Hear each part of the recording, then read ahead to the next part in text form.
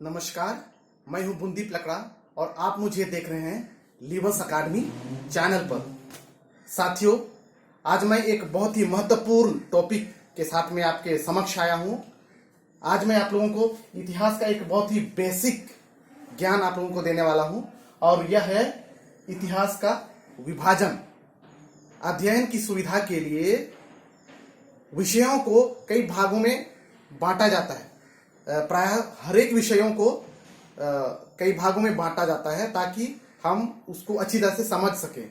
उसी प्रकार से अध्ययन की सुविधा के लिए इतिहास को भी कई भागों में बांटा गया है।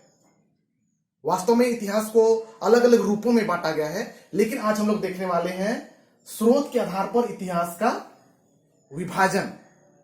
वास्तव में इतिहास में स्रोतों का बहुत ही ज्यादा महत्व है।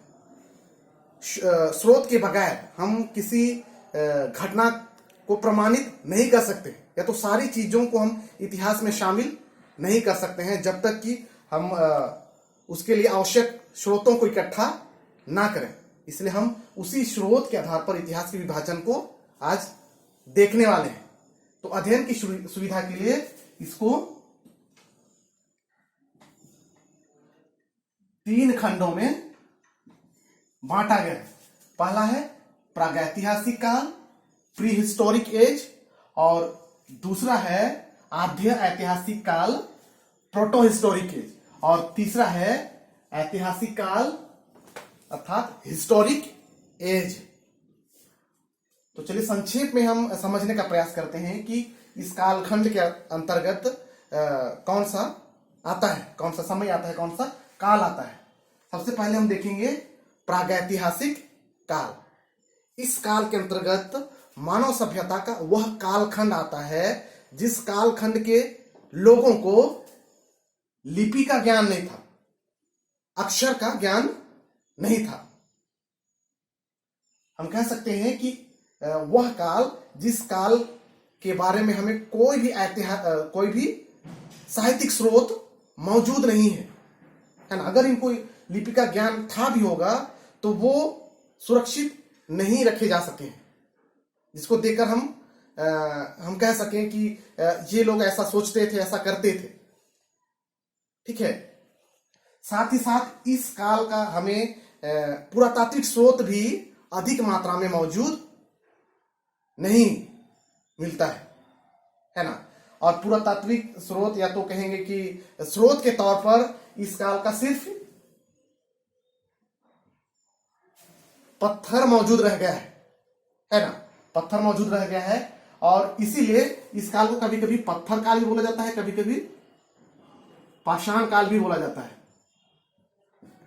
ठीक है, पत्थर को ही पाषाण भी बोला जाता है अर्थात स्टोन एज। अर्थात इस काल के लोगों का संकेत कि वे लोग रहते थे वो सिर्फ मौजूद कुछ पत्थरों से ही हमें पता चलता है ना, क्योंकि पत्थर को वे लोग अलग अलग आकृति देकर उसका प्रयोग करते थे। तो उसको देखकर पता चलता है कि हाँ, उस काल में भी लोग रहते थे। ठीक है। दूसरा है आर्य ऐतिहासिक काल, प्रोटो हिस्टोरिक एज।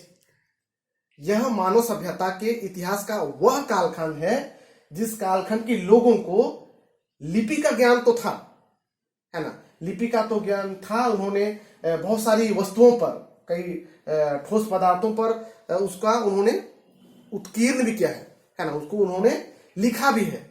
लेकिन संयोगवश हम कह सकते हैं कि उसको आज भी हम लोग नहीं पढ़ पाए हैं। अर्थात हम लोग उसको देखकर हम लोग कह नहीं सकते हैं कि वे लोग क्या लिखे हैं, उसके माध्यम से क्या कहना चाह रहे हैं, उसका हमें कोई ज्ञान नहीं है।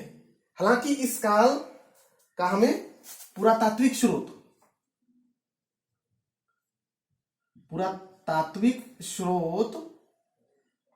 काफी मात्रा में मौजूद है, जिसको देखकर लगता है कि हाँ, वे लोग रहते थे, ऐसा रहते थे, और वही उस काल का आधार बनता है और उसी के आधार पर इतिहास का पुनर्निर्माण होता है।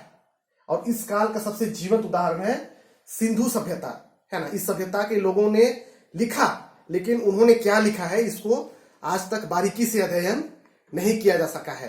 अर्थात इस काल का जो इतिहास है पुरातात्विक स्रोत पर ही डिपेंडेड है। उसी के आधार पर इतिहास का निर्माण किया गया है। ठीक है, अंतिम हम लोग देखते हैं ऐतिहासिक काल, है ना।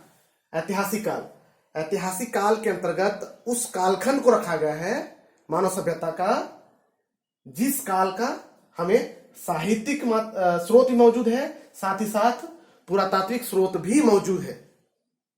ठीक है, मतलब इन्होंने जो कुछ भी लिखा है उसको हम पढ़ सकते हैं, समझ सकते हैं और उसके आधार पर हम इतिहास का पुनर्निर्माण कर सकते हैं, उसकी व्याख्या कर सकते हैं। साथ ही साथ काफी मात्रा में पुरातात्विक स्रोत भी मौजूद हैं, मंदिर के रूप में, मस्जिद के रूप में, भवन के रूप में, कई रूप में पुरातात्विक स्रोत भी मौजूद है और उसको देखकर भी हम बहुत सारी चीजों को अंदाजा लगा सकते हैं। हम उसका बारीकी से अध्ययन करके काफी चीजों का जानकारी इकट्ठा कर सकते हैं।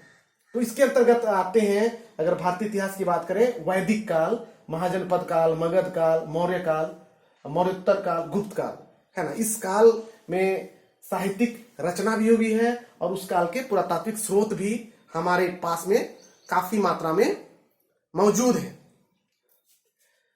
ये जो प्रागैतिहासिक काल है, पाषाण काल है, ये बहुत लंबा काल है ना। अगर कालखंड को देखा जाए, समय टाइम पीरियड को अगर देखा जाए तो ये बहुत ही लंबा टाइम पीरियड है और इसीलिए उसकी अध्ययन की सुविधा के लिए इसको फिर से 3 कालखंड में बांटा गया है, 3 भाग में इसको बांटा गया है। पहला है पूरा पाषाण काल, दूसरा है मध्य पाषाण काल और तीसरा है नवपाषाण काल।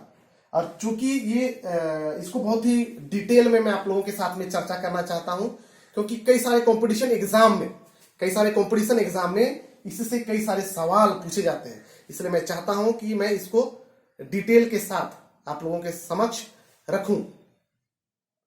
ठीक है, तो मुझको लगता है कि आज का क्लास इतना काफी है।